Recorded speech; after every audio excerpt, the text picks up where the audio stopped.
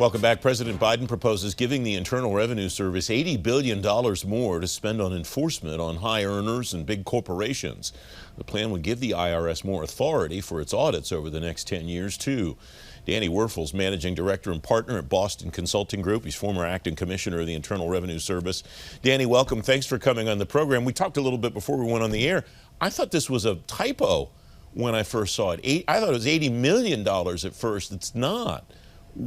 What do you make of this? Yeah, well, it's interesting. I mean, the IRS usually operates annually at about a $12 billion budget. They've been on a resource decline that started, back in 2013 when I was there, and now it's playing catch up and making sure that they're bringing the right enforcement approach. So it's a lot of money, but the thing about enforcement dollars at the IRS is they have a return on investment for taxpayers. You spend the money and you bring more money into the Treasury coffers. So it's typically a good investment. I think the question that's on people's minds is, can the IRS absorb that type of budget? Now, it's over 5 years. And one thing I learned about the IRS when I was there is they're resourceful, they're creative, and I have confidence that they would ramp up effectively here. Even if you spread it, though, over 5 years, that's a lot of money for a $12 billion organization. I'm going to put you back in that commissioner's chair with all due respect to Commissioner Rettig, who I'm sure has a strategy to implement this money. Where would you stick it first?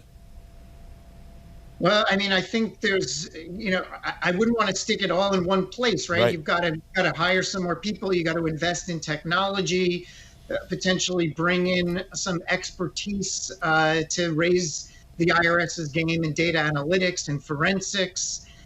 Staying ahead of tax cheats in today's environment is difficult. I mean, the world gets a lot more sophisticated in terms of how they, steal identities or use big data to create fraud schemes, and it's a battle. It's a battle royale, if you will, and the IRS, to use an old term from the Untouchables days, I mean, they want to bring a gun to a gunfight, and so I think it's an exciting opportunity.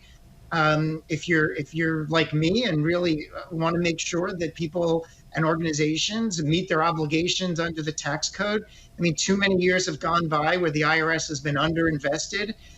It's exciting to think about the IRS coming full on with an approach to make sure people are paying what's owed. One of the questions that you and I always discuss is talent in any given situation, management situation in government, Danny.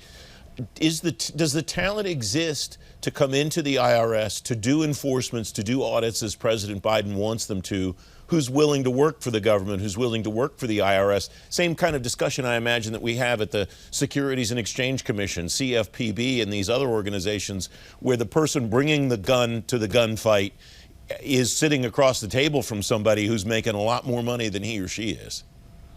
Well, let me switch to a sports analogy on that one and say, look, at the height of their career at the IRS, I mean, they were in top athletic shape, had the talent, but that talent doesn't go away.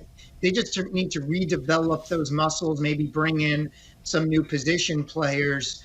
But at its core, the IRS is an immensely talented organization, in particular around running the nation's tax system. And I just think they have to kind of reawaken in some of that muscle and get that muscle memory going. There's a foundation of knowledge and experience there that gives me confidence that with an infusion of new resources, they're going to be able to do a lot of good things in terms of enforcement. And with this announcement, they need to start planning right now exactly how they're going to sequence their investments, rebuild that muscle, where they're going to go for the highest impact in terms of making sure that people and organizations are paying what's owed. I think the talent is there, but certainly some work is done to supplement that and get those muscles going again. Is there a risk, especially in the technology area, Danny, that with this kind of cash infusion, an organization can move too quickly, can try to go too fast? Well, yeah, I mean, there's a bullseye here that you're going to try to hit. I mean, you could waste money on technologies that you aren't ready to deploy. You can waste money on technologies that take too long to deploy, and then in this world, if you don't move quickly enough, the tax cheats out there will have advanced a new scheme on you. So it's about keeping pace. It's about being agile and developing solutions. But once those solutions are developed, you can't rest. You gotta keep moving. And I don't ever expect perfection. Everyone makes mistakes. The IRS certainly will make mistakes. Hopefully, they'll fail fast with those mistakes. But in today's world, they have to be more agile than they've ever been before. And they can't do it on a shoestring budget. And so this is President Biden and the administration saying, we're going to get serious. It's a very interesting strategy, Francis, because, you could spend time arguing about, tax increases and changing the regulations to eliminate loopholes. And people will get bogged down in the politics and the policies of that. What this announcement is saying is let's enforce the laws that are already on the books. Let's enforce the regulations that are already on the books. And it's hard to argue that if it's on the books already, it should be enforced to the maximum extent practical. And so, it's a good place to be in terms of a political debate, because the laws and regulations are already in place. It's just about getting the job done. Danny Werfel, thanks very much as always. Appreciate it. My pleasure, Francis.